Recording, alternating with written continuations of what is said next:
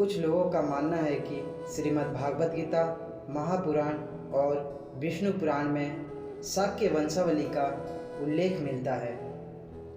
दोस्तों, आइए आज हम जानते हैं कि गौतम बुद्ध से जुड़ी 10 अनसुनी बातें। भगवान बुद्ध का धर्म पूर्व के कई राष्ट्रों का धर्म है, जिसमें जापान, दक्षिण कोरिया, उत्तर कोरिया, चीन, Vietnam, Taiwan, Thailand, Cambodia, Hong Kong, Mongolia, Tibet, Bhutan, Macau, Burma, Lagos और श्रीलंका तो बौद्ध राष्ट्र है ही, साथ ही भारत, नेपाल, मलेशिया, इंडोनेशिया, रसिया, संयुक्त America, France, Britain, German, Bangladesh, Pakistan, Canada, Singapore, Philippines, Brazil और अफ़गानिस्तान में भी बौद्धों की संख्या बहुत ज़्यादा है। हालांकि दोस्तों, कुछ वर्षों में अफ़गानिस्तान, पाकिस्तान और बांग्लादेश में बौद्धों पर हुए अत्याचार के चलते वहाँ इनकी संख्याएं कम होती चली गई। पहली अनसुनी बातें आपको मैं बताता हूँ। यह संयोग है या कि प्लानिंग कि वैशाख पूर्णिमा के दिन बुद्ध का जन्म नेपाल के लुम्बिनी वन में ईसा पूर्व 563 को हुआ। उनकी माता महामाया देवी जब अपने नेहर देवदह जा रही थी तो कपिलवस्तु और देवदह के बीच नौतनवा स्टेशन से 8 मील दूर पश्चिम में रुक्मिणदेही नामक स्थान के पास उस काल में लुम्बिनी वन हुआ करता था।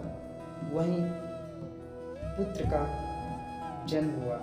इसी दिन पूर्णिमा 528 ईसा पूर्व उन्होंने बोध गया में वृक्ष के नीचे जाने की सत्य क्या है, और इसी दिन वे 483 ईसा पूर्व को 80 वर्ष की उम्र में दुनिया को उसी नगर में अलविदा कह गए। नंबर 2, बुद्ध का जन्म नाम सिद्धार्थ रखा गया था। सिद्धार्थ के पिता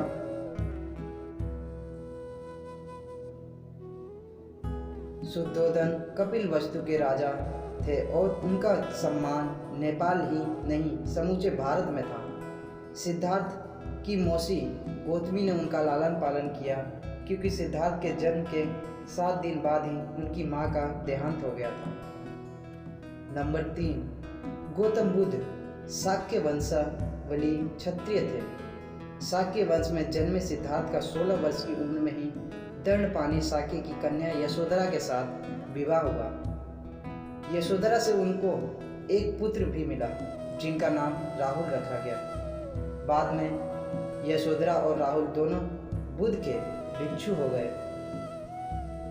नंबर 4, बुद्ध के जन्म के बाद एक भविष्यवक्ता ने राजा शुद्धोधन से कहा था कि यह बालक चक्रवर्ती सम्राट बनेगा, लेकिन यदि वैराग्य भाव उत्पन्न हो गया तो इसे बुद्ध होने से कोई नहीं रोक सकता और इसकी ख्याति समूचे संसार में अनंत काल तक कायम रहेगी। राजा शुद्धोधन सिद्धार्थ को चक्रवर्ती सम्राट बनाने देखना चाहते थे, इसलिए उन्होंने सिद्धार्थ के आसपास भोग विलास का भरपूर प्रबंध कर दिया था, ताकि किसी भी प्रकार से वैराग्य उत्पन्न न हो।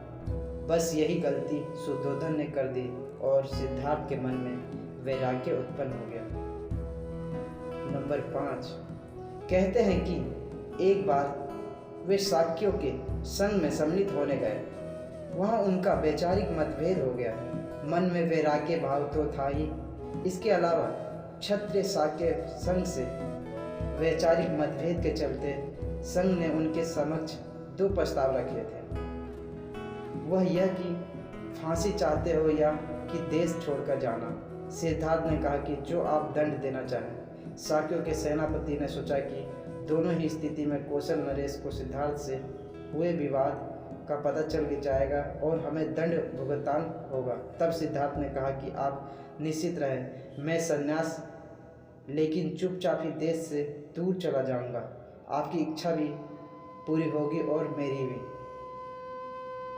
आधी रात को सिद्धार्थ अपना महल त्याग कर 30 योजना दूर गोरखपुर के पास अमोना नदी के तट पर जा पहुँचे। वहाँ उन्होंने अपनी राजसी वस्त्र उतारे और केस काटकर खुद को संन्यास कर दिया।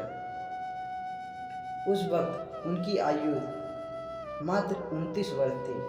कठिन तप के बाद उन्होंने बोधि प्राप्त की।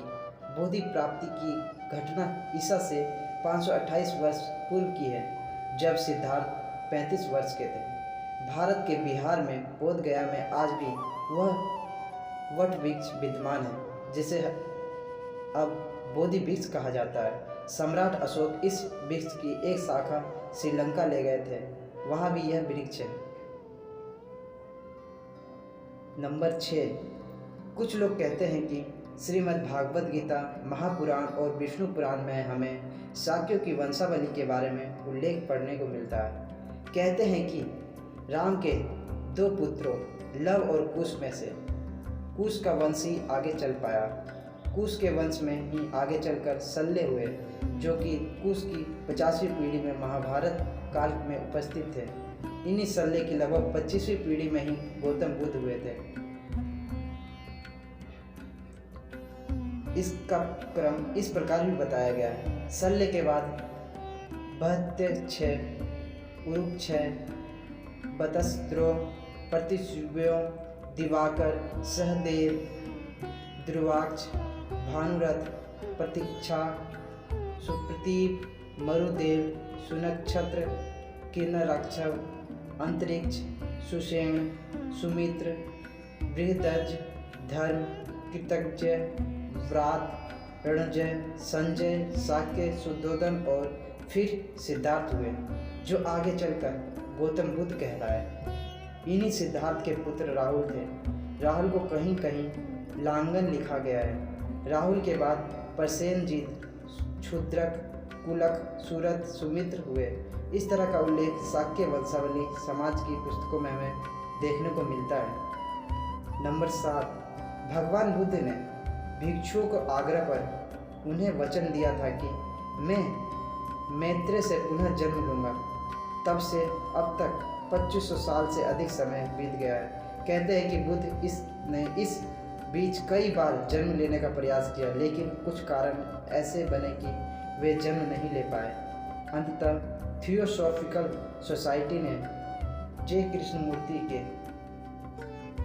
किए गए रिसर्च में उन्हें अवतरित होने के लिए सारे इंतजार हुआ। अंततः ओशो रजनीश ने उन्हें अपने शरीर में अवतरित होने की अनुमति दे दी थी। उस दौरान जोरवा दि बुद्धा नाम से प्रवचन माला ओशो के कई देह छोड़ने के पूर्व बुद्ध के अंतिम वचन थे। अप दियो भव समाज सती, अपने दिए खुद बनो, स्मरण करो कि तुम भी एक बुद्ध हो। नंबर 8, बुद्ध के प्रमुख गुरु विश्वामित्र, अलार कलाम, उदाका, रामपुत्र थे, जबकि बुद्ध के प्रमुख 10 शिष्य आनंद, अनिरुद्ध, महाकश्यप, रानी खेमा, महाप्रजापति, भद्रिका, भृगु, किम्बाल, देवदत्त और उपाली नाई थे। दूसरी ओर बौद्ध धर्म के प्रचारकों में प्रमुख रूप से अंगुलीमाल, मिलिंद, जैसे यूनानी सम्राट अशोक, हेनसांग, फाया, हीजिंग, हैचो, बौद्धिस्ट या बोधि धर्म, विमल मित्र, वेदा, उपगुप्त जो अशोक के गुरु थे, वज्र बोधि, अश्वघोष, नागार्जुन, चंद्रकीर्ति, मैत्रेयनाथ, आर्य असंग, वसुबंधु, स्थिरमति, दिग्नाग, धर्मकीर्ति, शांतरक्षित, कमलशील, श्रोत्रांतरिक, आम्रपाली, संगमित्रा आदि का नाम लिया जाता है।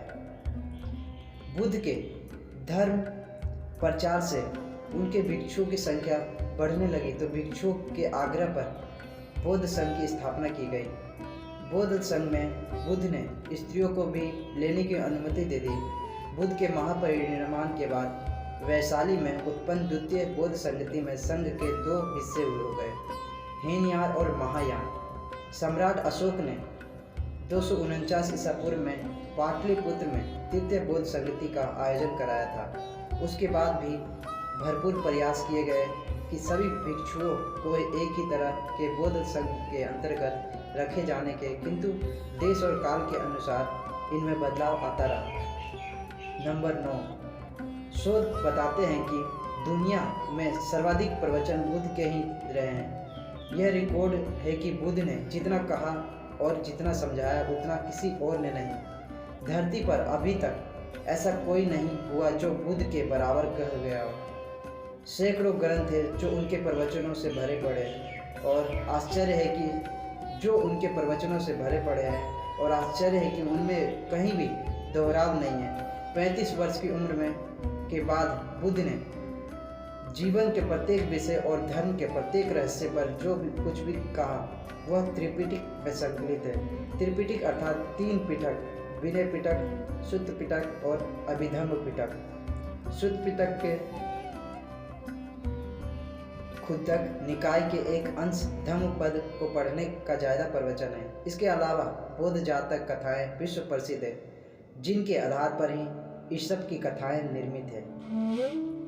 नंबर 10, पश्चिम के बुद्धिजीवी और वैज्ञानिक बुद्ध और योग को पिछले कुछ वर्षों से बहुत ही गंभीरता से ले रहे हैं। चीन, जापान, श्रीलंका और भारत सहित दुनिया के अनेक बौद्ध राष्ट्रों के बौद्ध मठों में पश्चिम जगत की तादाद बढ़ी है। सभी अब यह जानने लगे हैं कि पश्चिम धर्मों को जो बताते हैं वे धर्म बौद्ध धर्म से ही ली गई है, क्योंकि बौद्ध धर्म ईसा मसीह से 500 साल पूर्व पूरे विश्व में फैल चुका था। दुनिया का ऐसा कोई हिस्सा नहीं बचा था जहां बौद्ध भिक्षु के कदम न पड़े हो। दुनिया भर में हर इलाके से खुदाई में भगवान बुद्ध की प्रतिमा निकलती है। दुनिया की सर्वाधिक प्रतिमाओं का रिकॉर्ड भी बुद्ध के नाम दर्ज है। बुद्ध परस्ती शब्द की उत्पत्ति ही बुद्ध शब्द से हुई है। बुद्ध के ध्यान और ज्ञान पर बहुत से मुल्कों ने बहुत शोध भी किया गया है और अभी भी जारी है। दोस्तों, यदि आपको यह वीडियो पसंद आया हो तो लाइक, सब्सक्राइब और कमेंट में अपनी राय जरूर दें।